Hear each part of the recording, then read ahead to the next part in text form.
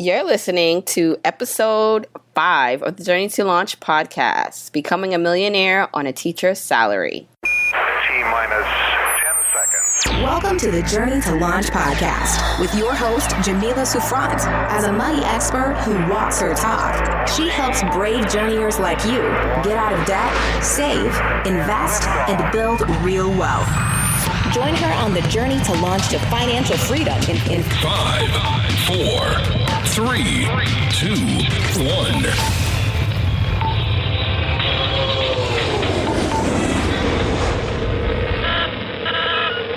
Hey guys. I am so excited for today's guest. Today I have Ed the Millionaire Educator on the podcast.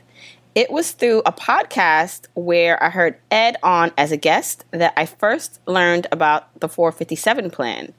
If you listen to episode 2 of this podcast, how we saved $85,000, so if you didn't listen to that one, you can listen to it after you listen to this one, you'll know that I credit the 457 plan with changing the game on how my husband and I really upped our savings. We were able to really just hyperdrive our savings using this 457 plan vehicle. And I really didn't know about it until I heard Ed speaking about how he became a millionaire through the 457 plan and other savings strategy. So I really was excited and inspired by his story when I first heard it. And so I am so excited that he is now a guest on my podcast where he can share the ins and out of the 457 plan and just saving and investing in general. So if you are a teacher, a city worker, or just someone who is making a modest living, and hey, even if you're making higher income, you can learn so much from this interview because Ed and his wife on moderate teacher salaries were able to become millionaires. So we discuss a lot in this episode. I'll just quickly run down some of the points that we talk about so you can look out for them. We discuss a little bit how he pivoted from becoming a professional basketball player to a teacher. And then we talk about how he first got his teaching job that paid only $18,000, but managed to pay off $45,000 in student loan debt and saved $100,000 in just 5.5 years. We also talk about how he moved to Saudi Arabia to get that accomplished, and then how he found out about the 457 plan and how you yourself, if you have access to one, how you can start investing in one. And look, even if you do not have access to a 457 plan, there are a lot of great information and tips you can get from this interview about how to become tax efficient, how to up your savings goals, your savings rate, how to use where you live, a low cost of living area to really maximize your savings, and much more. Before we get into everything, I want to just quickly go over a couple points that we mentioned in this interview. We mentioned basis points in this podcast, and I just wanted to quickly go over what basis points were. 1 basis point is equal to 1/100th of a percent. So for example, when we say 1 basis points, that is 0.01%. When we say 10 basis points, that's 0.1%. When we say 50 basis points, that's 0.5%. And then if we say 100 basis points, that's 1%. So if you hear us talking about basis points, that's what that really means. And just listen throughout the episode, you'll hear it, and then you'll understand why it's so important to understand your fees, the basis points that are on your investment accounts. So with that, I want to get started with the podcast. Before we go and jump into the episode, if you are enjoying the podcast, if you are liking this, please go tell a friend and subscribe.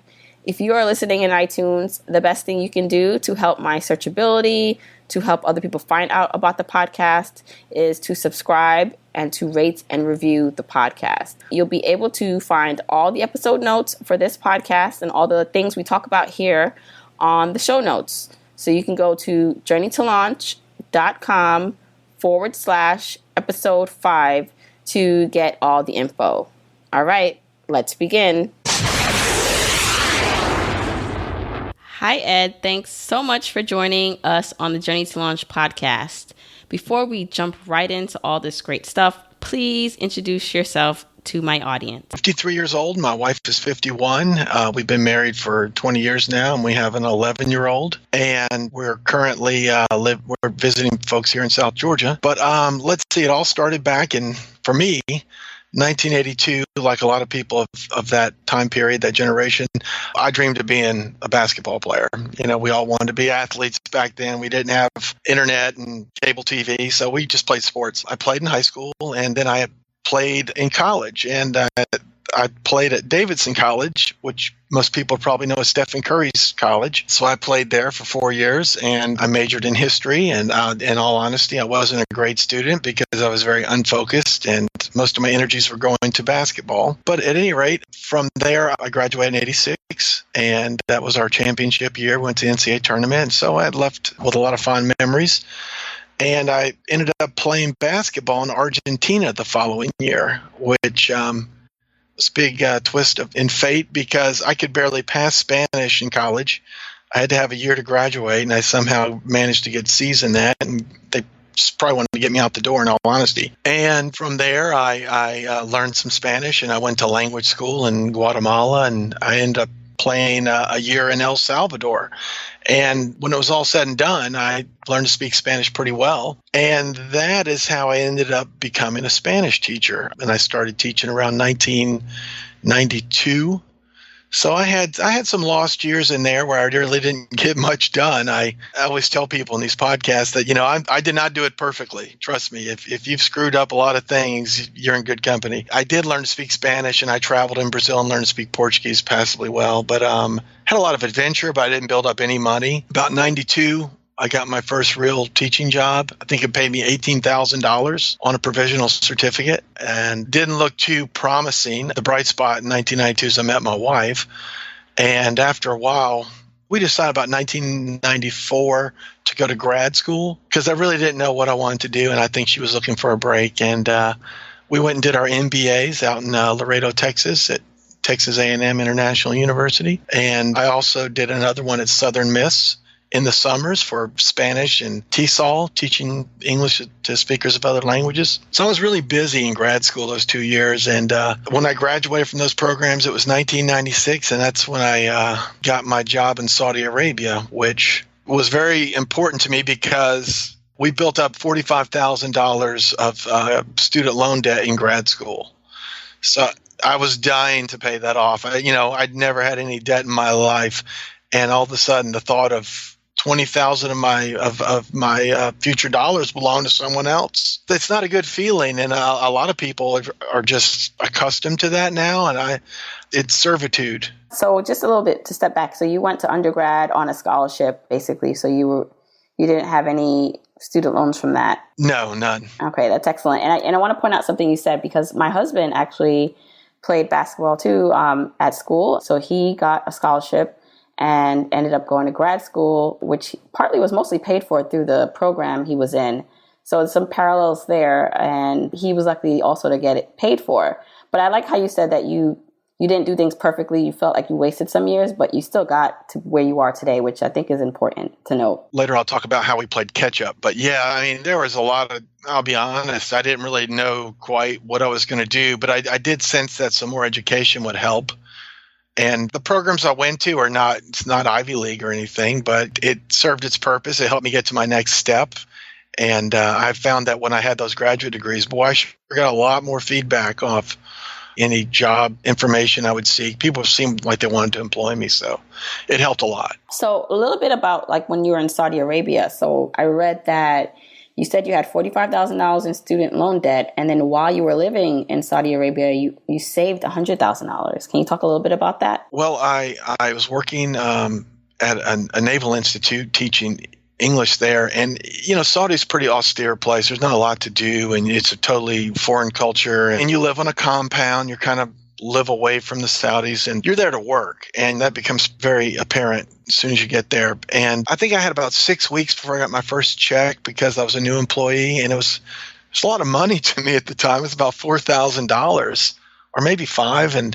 But I just remember, I sent $4,000 in on my student loan immediately because I had housing paid for all I really had to pay for was my food and I think phone calls. There's no internet in Saudi Arabia at the time. So I was able to then, I would get a paycheck and squeeze it as long as I could. And I would take subsequent paychecks and send them into my loan. And I think it took me, I would say 18 months to pay off my 20,000, about 18 months, because we did get let go from the contract at one point. So I would have paid it off even faster because I was really committed to doing that. But then my wife had $25,000 and we had gotten married by then. And so we definitely wanted to take care of that.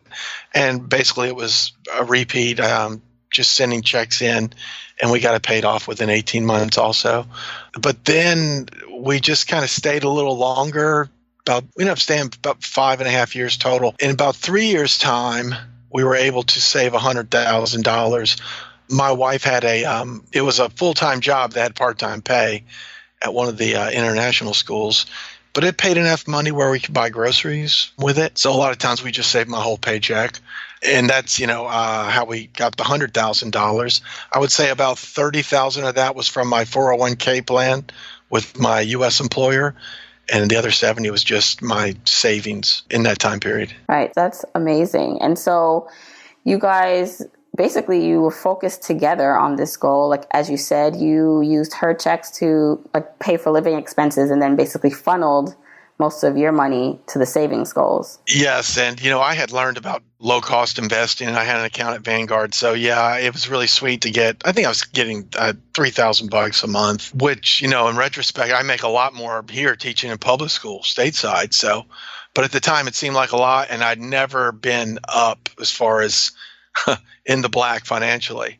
It was a beautiful feeling, very liberating to know you had, you look down, you see 30, 40, $50,000 to your name and no debt. I mean, wow, wanted more of that. So you decided to come back to the States, and then what? Yeah, 9/11 happened, so we could see the writing on the wall, and we came back and we ended up taking a job in LaGrange, Georgia, which is, I'm from North Georgia originally. My wife's from South Georgia, and LaGrange was kind of about halfway to both places. So we stayed there and started teaching. Initially, we thought we would just teach there and go back overseas, but 1 year led to 7 years there in LaGrange. And during that time, I kept investing we kept maxing out our IRAs. We did our 403Bs. And I can't remember what year it was. Maybe it was about 2005. I became aware of the 457. And I started funding money there. And I wasn't real thrilled about the 457 because it was in a variable annuity product that had a lot of fees. So I didn't like the investment platform. So I just parked it in the short-term fix. It was like cash I was saving. You parked it in the short-term fix within the 457 plan. Yes. And, it's probably getting 2%, which, 3% inflation, you're losing 1% a year. But the other option was to invest in a Vanguard fund that had 150 basis points with the other fees, the wrap fees and all this. So I just took my chance with inflation, and I'm glad I did, because from 2005 to 2009, we saved about $90,000 in the 457 account. But at that same time, every year we maxed out the 403B and the IRA. So at the end of our time at LaGrange, our 7 years there, I think our net worth had gone from, say, $100,000 to $450,000. And we did a lot of things right there, but I wouldn't say we were super frugal. We bought too much house for us. And you in New York there, you'll laugh when you hear the price I throw out. It was $157,000 for a 2,200 square foot home. But we have our one son. We had all this room for 3 people, and it just got to be kind of ridiculous. Unnecessary. Mm-hmm. Yeah, so we didn't have the right size house for us. We were probably going out to eat too much.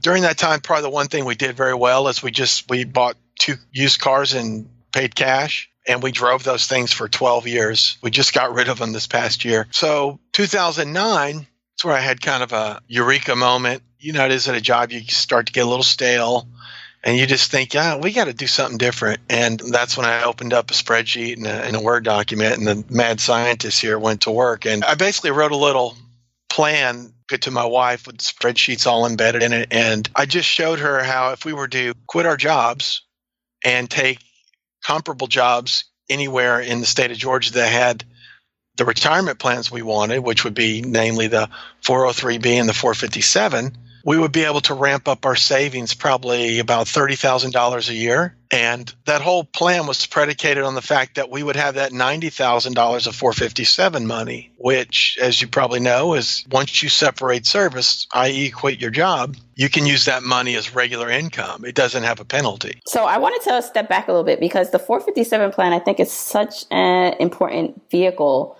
for those who want to fast track wealth, if they have access to one, that is. And then if you have early retirement dreams, it's a really good method, as you just mentioned, to be able to access that money before the standard retirement age. So I wanted to step back because there are a couple of things you said just now that I thought I want to dive deeper in. So the 457 plan, when you first found out about it, did you know that that's, you wanted to retire early, or did you just see it as another investment option to save on taxes and to invest and thought it was a good idea? I did not have any early retirement ideas, really. This whole FIRE movement, extreme early retirement stuff didn't exist, really. I just thought it might give me a little better tax efficiency, and that's why I used it. It wasn't really intentional, that, I'm going to use this plan and retire in 5 years, like Mr. Money Mustache or something like that. So I want to also go into the 90,000, what that was made up of. So that number was it the 18,000 from your 403B and then the 18,000 from the 457, then the 18,000 from your wife's 403B and then 18,000 from her 457? No, that 90,000 was just what we had put in the 457, hers and mine. I forget what our balance was in our 403B and our IRAs at that point. But yeah, like I said, we had $450,000. So what that would mean, $360,000 was in IRAs and 403Bs. And we had that 90 in the 457. And then suddenly I was very aware what I could use this for. You see where I'm going with this? Right. So it was a supplement to once you knew you were going to leave your current position, you knew you could access that money to help you bridge that gap. Correct. And looking back from 2010 to 2012, we saved we did save in retirement accounts $250,000 in essentially 2.5 academic years. And we pulled $30,000 a year out of those 457 accounts. So it really helped us maximize our savings. And I would say that during those 3 years where we saved the $250,000, we probably weren't real frugal either because we still had the remains of our paycheck and that $30,000 a year. And we were living in rural South Georgia, a small area called Eccles County, Statenville, Georgia. It cost of living. It's pretty cheap. We didn't work that plan perfectly, but what we did perfectly was we just went into the human resource office and had them contribute the max to the 403B and 457. And everybody thought, what are you doing? You're crazy. Well, I can imagine that a lot of people weren't doing that, right? Like a lot of teachers. So in terms of the 457, who has access to one? Well, let's see. I see a lot of public school teachers have access to them, but they generally tend to be with variable annuity products, and they vary by district. A lot of government, like state and local government employees, seem to have 457 programs also, and those seem to be better managed where they actually have what I would deem cost-effective plans, or you have access to index funds at reasonable prices. Sometimes you can even get, Admiral shares or institutional shares in those state-run funds. But I would say government employees, and that would include city government, policemen, firemen, and then the teachers. But the teachers generally don't have the state plan. And being a teacher, I had a higher cost plan, but still you can do something with it. So why don't you think that more people use the 457 plan, right? Because the benefits are, if you can get it for a good fee, it's not bad. It's something, that you can use towards building wealth. Why don't more people use it? That's a great question. Let's see, where do I even start with this question? Because a lot of people never envision themselves saving any money, much less being wealthy. And they're told, if you save 5 or 10% of your paycheck, you're doing great. And that puts you on a work career of 42 to 50 years. I don't want to work 42 or 50 years, but when you save just a small percentage, and personal finance education is, a lot of people don't know anything about finances, and money doesn't come with instructions. So they never take time to learn what it is an IRA, a 403B, much less a 457. And I try to spread the word with the staff, but I just kind of become the wild man, the odd bird. You probably know my blogging name, Ed Mills, is not my real name. It's just because I didn't want my students knowing my numbers, because it's all on the site. But I would confide things to certain teachers after a while and say, look, you need to read this and see. And they would come back the next day and ask me questions. They just couldn't believe that. I think one year we saved $106,000, my wife and I, and we did it. I mean, I'm not lying. I'm not making money off my website. I'm just trying to show people an option here. And I want to tell my listeners that if you go to your website, which we'll definitely link in the notes, and then we can say it now, but you listed each year what you were able to save and then your salary. So yeah, I think that's just important to note, because it's not like you were making $500,000 as a teacher. Like, what was your salary at the time that you saved the $100,000? My first, 2002 in LaGrange, when we came back from Saudi Arabia, I think my wife and I had a combined 85 that year. And since then, I believe our highest pay was $133,000 between us. And that's gross or net? Oh, no, that's gross. That's gross. And you still were able to save more than 50% at times then. Yeah, well, and there were two periods when I went to Eccles County, 2009 to 2012. That was 250. Hold on, I wrote this down because I thought you might be interested. In those 2.5 years, we ended up with retirement and education savings accounts. We did save $263,000, right? And then we needed a break. We took some time away from teaching, and we actually took 2013-14 school year off as a family. We just homeschooled, but then we decided, well, we want to go take one more job to kind of push us over the 7-figure mark, and went to Douglas, Georgia, Coffee County Schools, and worked 2 years. And in those 2 years, we saved $245,000. It's amazing. Mm-hmm. Yeah, and sometimes I can't believe we did it either, because it does sound impossible. I wrote a post about it where I just explained how we saved over $500,000 in 4.5 years. But it was very intentional. At that point, I had a plan, and we were starting to really get very frugal. When I say frugal, we learned how to live without spending a lot of money, without really compromising our lifestyle. It felt, we had a great time. And that really drove that. It was like hitting the fast forward button on the net worth. And part of that is having that extra retirement account, the 457, because, my wife and I, now that we're both over 50, we were able not only to fully fund them, but do the catch-up contributions. And we did that. And that's how we got that 1 year where we did $106,000. One last component to all that, in the 2012, we started using a high deductible healthcare plan. We're all healthy, and we realized we hardly even went to the doctor. So we used a high deductible plan, and we started a health savings account. We funded that every year since 2012. So one of the things you said was that when you left your job, one of your teaching jobs, you then were able to then access the money in the 457 plan, but you went to become a teacher in another county. Is that the case? Yes, correct. The first time we did that, 2009, we left LaGrange and we went to South Georgia. And knowing full well that it would allow me, one would be to access that money. And I believe I actually started pulling it out in 2010. Plan was just to get, scrape by and make it through the year.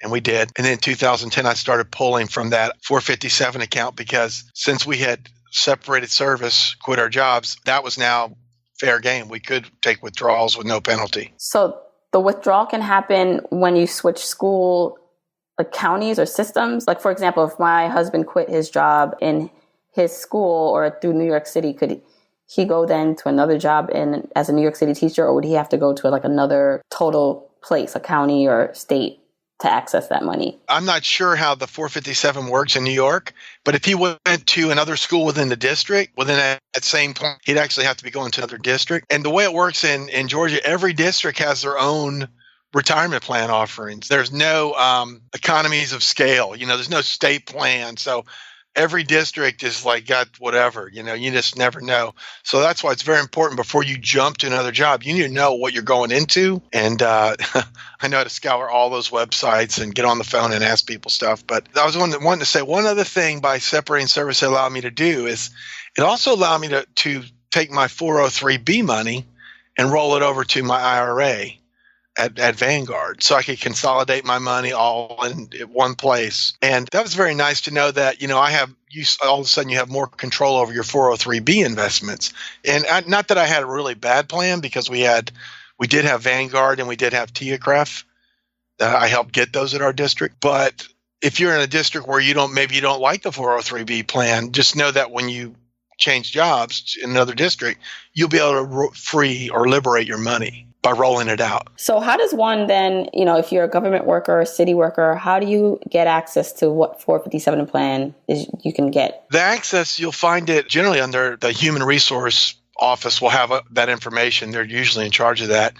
And basically, you just fill out some paperwork. And sometimes you'll have to meet with a rep from one of the companies that service the plan. Depending on where you are, you might actually have a couple of choices on what plan you could choose. But after you sign the paperwork, then you do the contribution amounts. You sign that paperwork, and the Human Resource gets that, and it comes right out of your paycheck. And I would say, as you're looking at plans, I would have a very keen eye on fee structures, to see, how you're going to use the plan. Are you going to use it just as like a savings account, or are you actually going to try to invest in the plan? And, I would advise, if it's got a lot of fees, I wouldn't even try to invest in it. I would just save.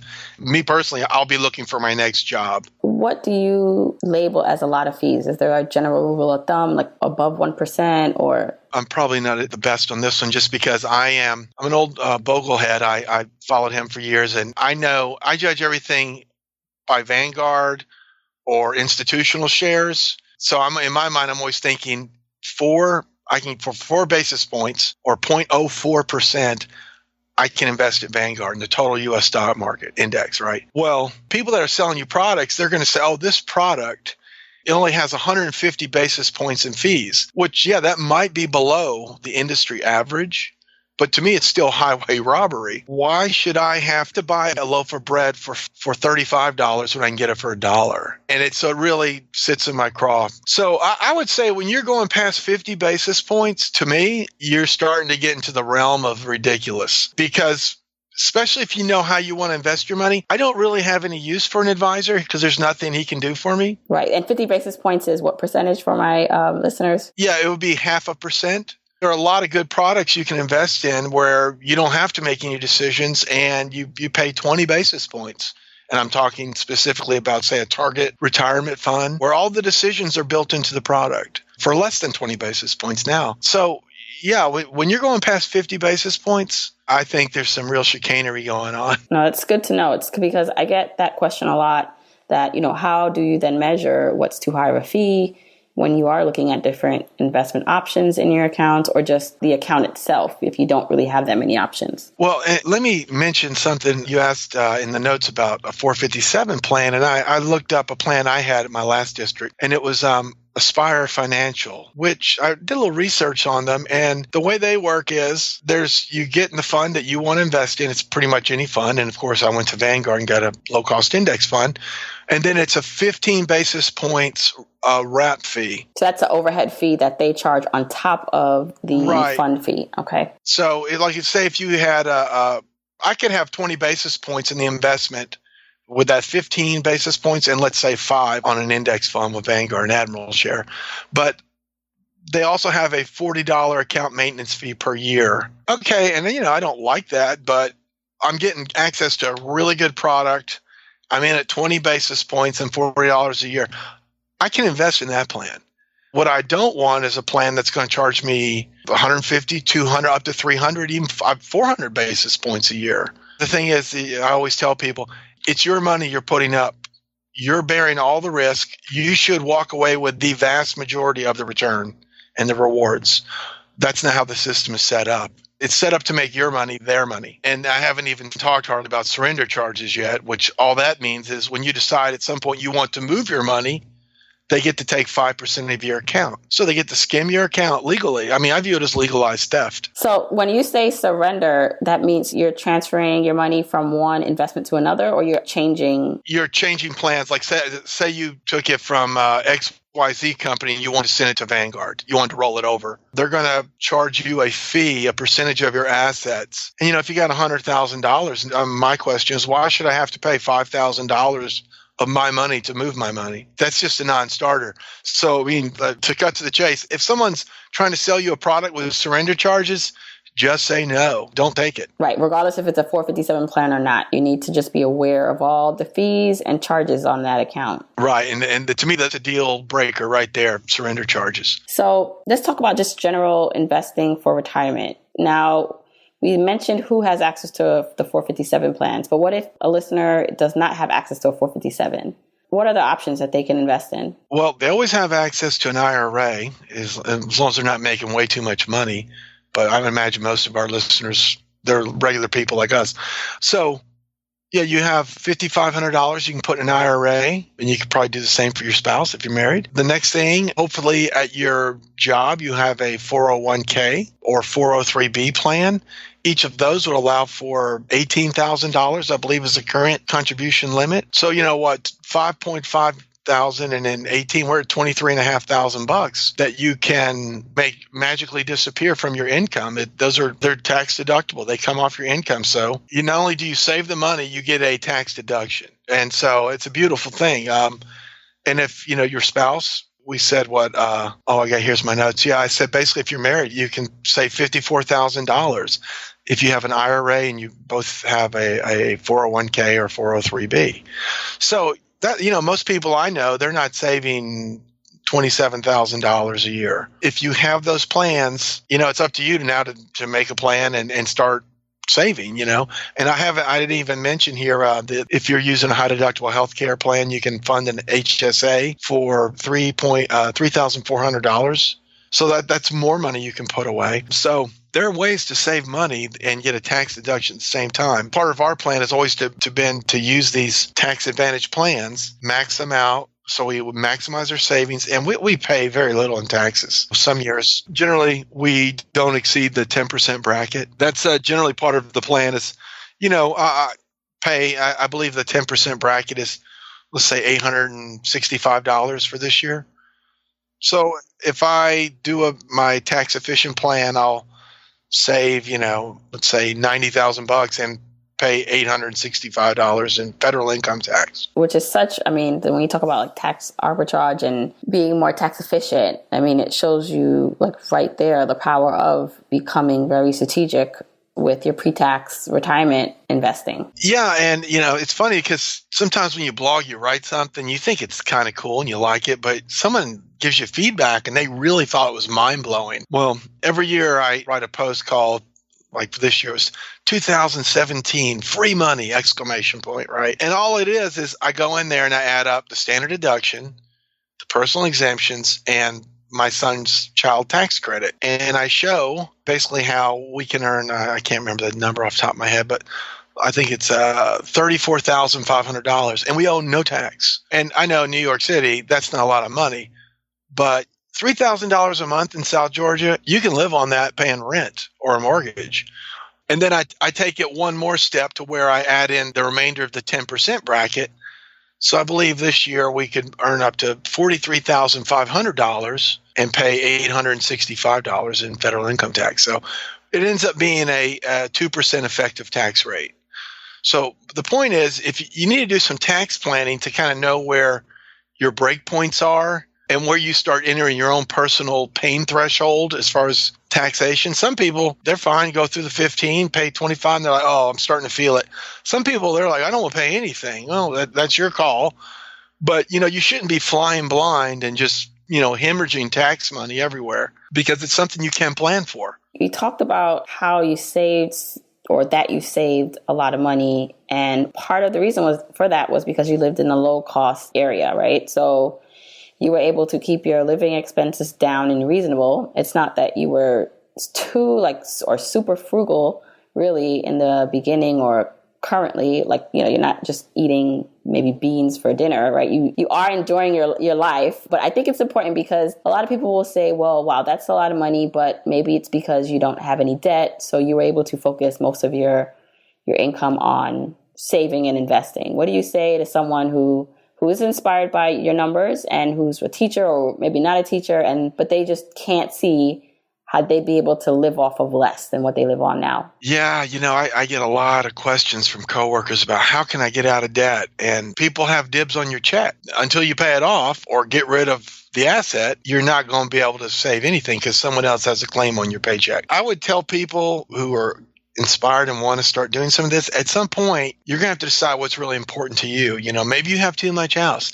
Maybe you don't need 2 brand new vehicles. Maybe you could get rid of one and get a reliable used car for the other. Maybe you're eating out too much. I see a lot of people here in the States that eat out all the time. And I'll be honest, I'm a good cook. My wife's a good cook.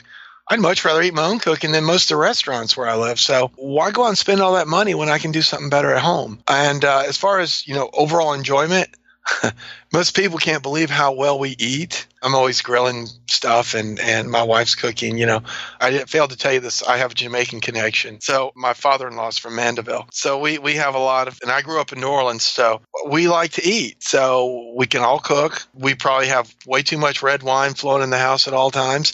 I don't feel like we're living a life of deprivation at all. So I think there's a lot of people when they hear anything like frugal, they just think of miserly penny pincher who never has any fun. We're a long way from that. And then your wife, she had to be on board and you guys came together to make all this happen. Was it something that she was also naturally into, or did it take some convincing or conversations to get her to that place? Yeah, it never really was a struggle. I remember probably within 2 months of being married, we decided to get a joint checking account.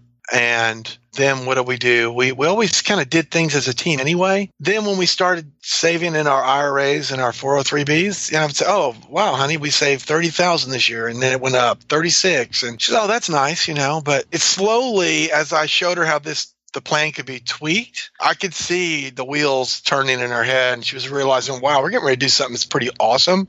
And she just seemed eager to jump on that and hammer it. And you can't put a price on that because if the spouse is on board, man, 2 people working together, 2 decent jobs. And that's how we were able to push past 7 figures. There was never any complaint about, oh, we don't have money, because we always had enough money to enjoy a nice lifestyle. And without her, I don't ever remember her saying, this is crazy what we're doing, because she kept seeing the numbers. She has an MBA, and I would make a monthly spreadsheet that I would put on the refrigerator, like a net worth update. And, various points she said, wow, that's pretty good. I see we saved $8,000 last month or $10,000. And that always kept her interested. And so it just came kind of naturally. It's not like we ever sat down and said, we need to do this. Kind of just ratcheted up a little bit, and it never cut into our lifestyle. Right. And then, in the meantime, too, you had your son. So how did having a child play into that? Did you realize maybe that you couldn't save as much, or it actually didn't affect it too much? Yeah, I always hear about how expensive kids are, and I just never, they can be as expensive as you want them to be. He's never, he's had, he's he's had a great life, right? But I don't ever remember him saying, oh, I wish I had this or I had that. And I just don't view him as a very costly addition. And the other thing is, we do so much with him. He's obviously a great source of joy. So, I would argue he's paid off way more than we've had to put his way. I like that thinking. He's already paid in what he's brought to your life in general. So, yeah. Yeah, there's nothing like being a parent. It's awesome. And, we've the only thing that really, we put $2,000 a year in his Ed savings account since he was born. And we did $300 a year in a 529. So, that's not a ton of money. We had good money coming in. That was kind of usually the last money we had, though, to kind of put into an account. And, I think he's got roughly $50,000 associated with his name for college and his little accounts. So we were able to save little by little for him, too. Right. That's good. So you're retired now? Is that correct? Or no, not yet? Well, I'm not working. No, it kind of feels weird to say you're retired, because I have no problem taking a job and doing the 100% savings rate. And I wouldn't be opposed to doing that at some point down the road. But next year, let's say we just took this past school year off and we homeschooled our son, and we spent 4 months in Mexico, and we're going back to Mexico in August to Mérida, Mexico, and our son will be going to a private school there, and he's going to be learning some Spanish. Oh, that's amazing. Yeah, we won't be working. We're just going to take it easy and enjoy some time off. And just in the meantime, so while you're off, is it that you're now pulling from your 457 plans? I think this year we've taken 17. I just sent a distribution form in today. It's going to be $17,000 taken from 457 plans. And we have money we get from IRA distributions. We use, I don't know if you're familiar with the 72T. Oh, yeah. Distribution. Yeah, we get about a little over 18,000 on that. So, we have enough money to carry us through the year. And, our cost of living in Mexico is very reasonable. I think we're paying 9,000 pesos for an apartment, which is like $500. It's a nice place too, so, and school is about $150 a month is what it's going to cost. So he's going to learn Spanish and have his little buddies he'll be with. That was the thing this past year. Homeschool was such a challenge for us because our son is very sociable. He's a boy. He needs to be running wild. And, I just didn't like my wife having to be in the student-teacher dynamic because there's just always friction there, It's a lot of time together, and we're going to let him drive another teacher crazy next year. Makes sense. But I'm so inspired by your story. The fact that you guys saved and invested and made some sacrifices. And not only that, but you even mentioned that you don't feel like you started correctly or you did everything right in the beginning, and you still were able to do what you did and you're able to craft the life you want to live and work when you want to work. And I think that's so inspiring and amazing. Yeah. And if you keep your living expenses in check and then you ramp up your savings rate, it's unbelievable, And the advantage that a teacher or a state or local government employee has, if you have that 457 and you switch jobs and you can use that as a stream of income, you can go to the 100% savings rate and you're on you're going to the early retirement speed of light. You can't go there any faster unless you're an entrepreneur making millions, right? And, going, all the mistakes I made in the past, I share those because people need to know that some common mistakes and two, that you can overcome them. But like going forward, my wife and we always talk about this. We're like, wow, we can go take a job and save well over, at least $100,000 every year.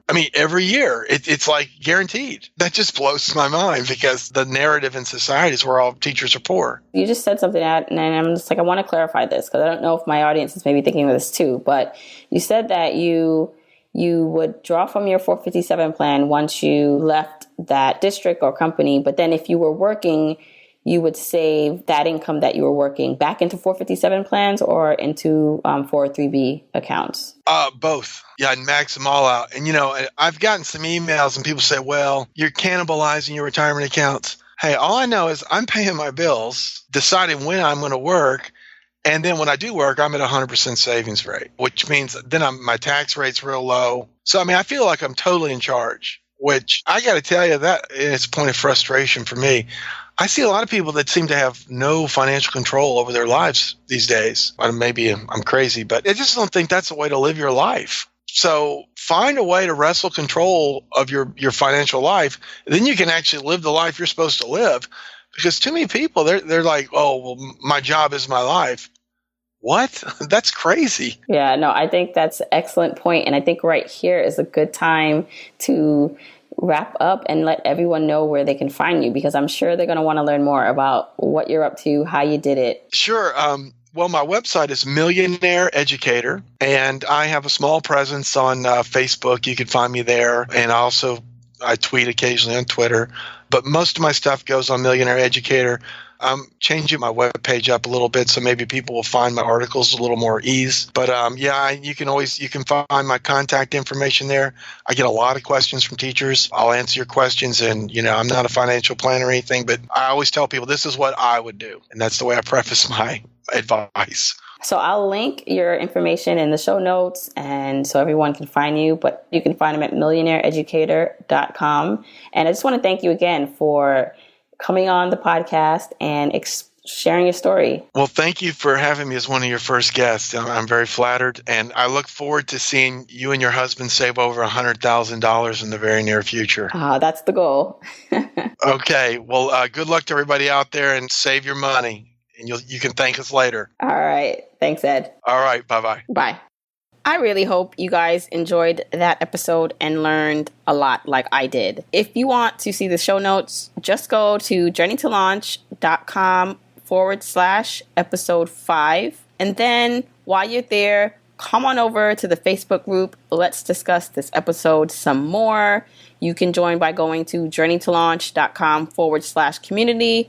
But the Facebook group will also be linked in the show notes. If you are enjoying the podcast, please rate, review, and subscribe, especially if you're listening in iTunes. And again, you can just share this with your friend, with your family member, who you want to encourage and have with you on this journey to financial freedom. Thanks again, guys, for joining me. Stay tuned for next week's episode.